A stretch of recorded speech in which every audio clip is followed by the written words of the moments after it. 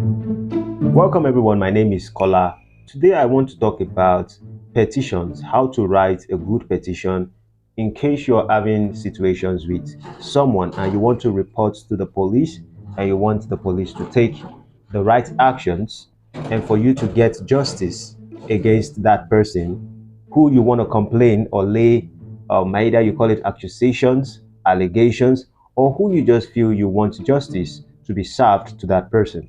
I actually want to talk about this because I experience a lot of things about, the police system in Nigeria and how it goes. And a lot of people make certain mistakes where they are writing petitions against people.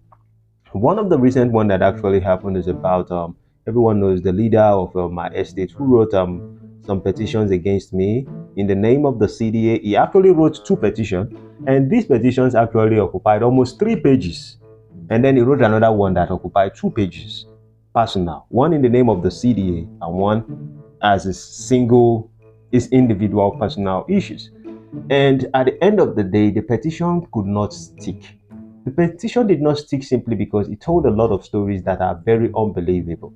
Very, things that you actually read it and oh, blood of Jesus. If this guy is writing such a petition, he can never have any any way to win this individual simply because it is apparent that's a lie. So let's talk about the petition as a whole and let's go dive into it. If you want to write petition against someone, first of all, you have to look at the context of which you want to write the allegations that you are bringing up and you want to accuse that person of it. I want you to understand that every petition you write to the police is an accusation. Even if you have your evidence or you don't have your evidence, you are accusing that person of something. And whatever you are accusing the person of, if you are writing a petition, is you have to be specific on the issue that you are writing regarding that particular individual. If you want to talk about someone sleeping with your wife, focus on it. If you want to focus on someone fighting you or came to assault you, focus on it. You have to pick a subject that you actually want to address instead of you making it so cumbersome that it doesn't actually pinpoint to anything. Some people would even say that they are the son of police. Some people will say, my father is a commissioner of police. Just because your father is a commissioner of police, the police itself in the system does not respect or give regard to your father if he's a commissioner of police in the past. This has to do with something about you. It doesn't have anything to do, maybe you are the current governor or you are the senator or you are a friend to the president or you are a politician and all of that. Petitions has nothing to do with that. First of all, if you feel like you want to introduce yourself and all those things, those are included in the statement. But in petition, you have to focus and address that. Dear police, this so district, this is the person I'm writing this petition against. This person did plan 1, 2, 3, 4 to me. And I would like you to follow up in this case and bring this person in so this person can be questioned, and if he's found guilty, let the person be persecuted. Now, in fact, you may ask a lawyer to do that because the police will kind of respect a legal practitioner writing a petition. But that doesn't mean that if you as an individual write petition, they are not going to regard or respect it. They will regard and respect it.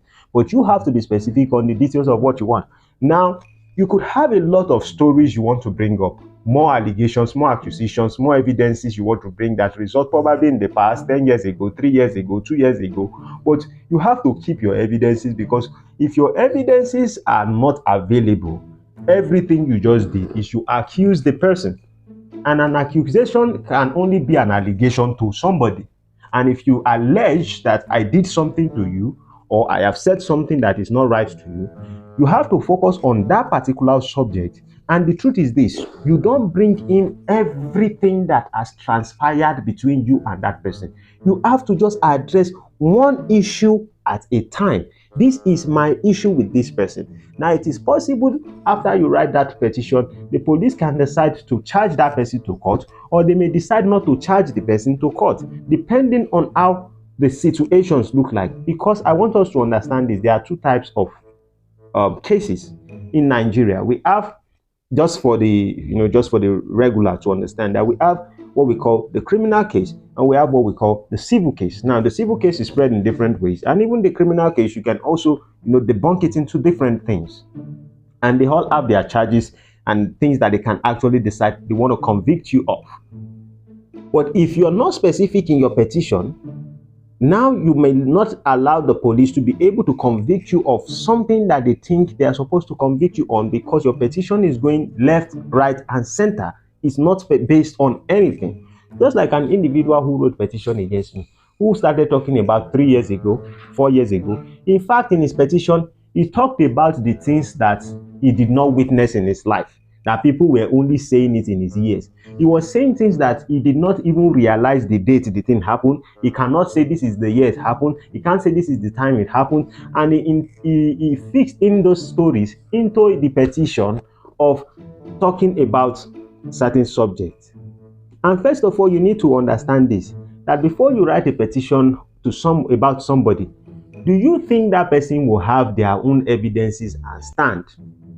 Sometimes you have to do a little bit of digging to know your enemy before you go after them. Because it makes no sense you just chasing somebody and going after your enemy in the name of revenge, and you are just going to end up becoming a fool of yourself.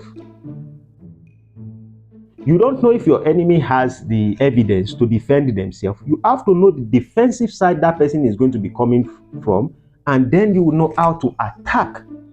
Because if the person has their evidence with them, then if you go after that person, you are just going to be wasting your time, and you are just going to waste the person's time, and two of you are just going to lose. Because at the end of the day, most times when people take people to court or charge people to court, perhaps maybe they are true to some of your stories, and you charge somebody to court, one thing you are going to be doing is, you where you want persecute person, you say make you know say you go stress well. And so your petition needs to be specific on what that person has done. Don't bring in the past story and include it into your petition. Now, don't make the petition go to somebody else who is not attached to the story. Whoever is not attached to the story, if you like, you now start saying the person's wife, the person's child, the person's this, the person's ancestors. You can say my ancestors lied to you 50 years ago, and you were not even born during that time. Those things did not make sense. You don't know who I'm talking about. But in a nutshell, you have to specify your petition against that person you're talking about, and a particular thing you want the person to be accused or charged for. And if the person has their defense, that simply means you lose. Boo. Boo boo, you lose. So come in and you are now writing petition that has to do with 2 years ago, 3 years ago, things that you don't even know about. Now telling people that there is somebody who this person sell land to that was in the estate, and you are not even aware that the person has finished paying the money. Without the consent of some people, you write another petition. And you want to be successful in your mind. What are you trying to do? You have to ask yourself, what am I trying to achieve whenever I'm going or writing a petition against somebody? You must be specific on what you are trying to accomplish, because it may backfire. If you write a petition, it may backfire. And you have to ask yourself also questions. I hope I have not done anything that this person will be smart enough to use that particular thing against me. Because honestly, it is about stressing that person, and eventually, if you're not careful, you might be stressing yourself more. Like somebody who wants to accuse me of, he accused me of kidnapping, he accused me of collecting money from somebody and not giving the person land, not even knowing that that person has been refunded about 2 years ago. The person has collected their money. He's talking about zinc hitting his house. He talked about somebody setting electricity for him. He spoke about a lot of things that does not even address the issue of the person is saying certain fact about you, and the person has evidence. Rather than you to say that the police should come in and talk to that person, for that person to stop saying certain things about you because you just want peace and you want to live your life. Rather, you want to start laying false allegations. It's like you pouring fuel into fire. And now what you do is you motivate that person to say, oh, that means there are a lot of things about you that I really know that whatever I am doing now is getting to you. You cannot pick a story of one person, just one word, and you say that is enough to be a substantial evidence that you want to use to persecute that person. My brother, my uncle, I know you know I'm talking to you. So it has nothing to do with your position, the history of your parents. It has nothing to do with that. You have to be specific about whatever you want to write. And that is the moral of the story of petitions, because the police would now use whatever you've written. And evidences are things that you gather. You don't lay an allegation of someone on someone that you don't have the evidence to back it up. Because at the end of the day, if the person is good, the person will make sure that the statement goes back to you providing evidence. And if you don't have the evidence to prove, then now you are fucked up. Then you have to carry that your big house, big body, and all of that. And then you go and you start living in shame. And in fact, you even motivate more people to look at you and know that, oh, eventually maybe this person is saying certain things that look like you are a coward in the first place. And now you just prove that person that, yes, you're a true coward. Did I call anybody's name? No, I didn't call anybody's name. So that is what I want to tell you about petition for today in Nigeria. So for those in their diaspora and all some people who say you want to contribute money to persecute someone, those people who will always say, let us contribute money so we can persecute someone. You have to ask yourself a question. What are we persecuting this person for?